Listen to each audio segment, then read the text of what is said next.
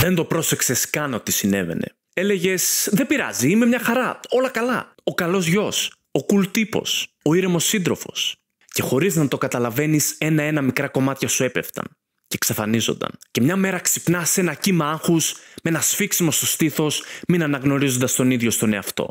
Και αυτό γιατί έχτισες μια ζωή γύρω από τις ανάγκες και τις επιθυμίες των άλλων, ξεχνώντας εντελώς τις δικές σου. Διάλεξες ένα επάγγελμα που ενέκριναν οι άλλοι. Δίνεσαι όπως θέλουν οι άλλοι. Λες ψιθυριστά ναι, ενώ θες να φωνάξεις όχι. Υποχωρείς, κάνεις χατήρια, αυτοθυσιάζεσαι. Και σιγά σιγά καταλήγεις να είσαι ξένος με τον ίδιο στον εαυτό.